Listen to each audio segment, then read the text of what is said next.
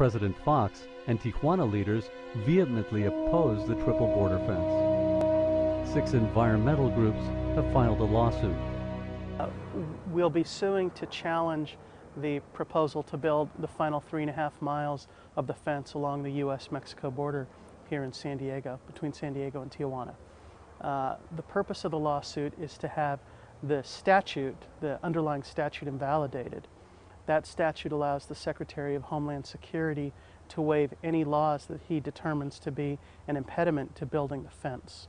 We think that that statute gives the Secretary too much authority without any oversight from Congress, and on that basis it's unconstitutional.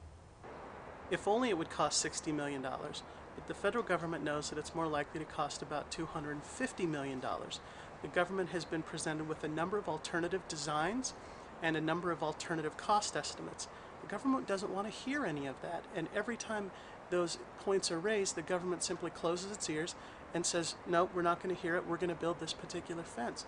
It's an enormous waste of money. The government, we don't even begin to know how expensive this is really going to be. So add to that $57 million, a very expensive, ever-increasing tab for unanticipated flood events caused after fence construction, health services when dust replaces the clean air, when standing water and floods breed disease, diminished food supplies as marine resources dwindle, poor relations with Mexico.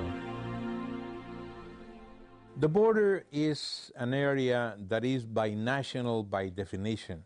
Everything that happens at the border has consequences for the two sides of the border.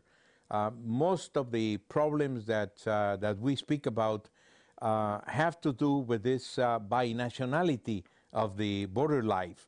And this is the reason why we resent in Mexico the unilateralism of many policies from the United States that do not take into account that binationality of the border life, particularly in aspect related to environment. Environment is something that doesn't have borders. Environment is something that has repercussions for the two sides.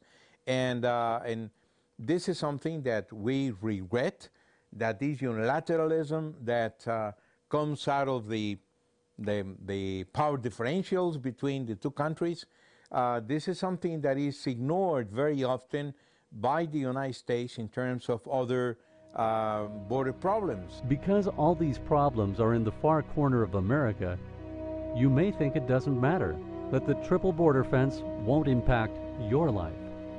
But it will. As an American taxpayer, it will cost you money. Lots of money. You'll lose public parkland that you've already paid for. But it will also cost you something even dearer. What the Department of Homeland Security hasn't told you is that to achieve this version of security, you must also forfeit your rights. To extend the triple border fence to the ocean, you must relinquish a number of critical laws that were put in place to assure your physical security. Once these laws have been given away, a legal precedent will have been set. Get ready. If the triple border fence construction proceeds to the Pacific Ocean, the federal government will be giving away our laws again and again. Americans pay dearly for rights. To rest assured that our laws will protect us. But the Department of Homeland Security thinks that the laws that support our very lives are expendable. Those who have the real statistics, international scientists, are extremely sobered by the wetlands destruction worldwide. They fear for life on our planet. They recognize the critical value of conservation and restoration. Last April 2005, the Tijuana Estuarine Complex received an international gold medal, the highest commendation to wetlands globally. It earned a Ramsar designation.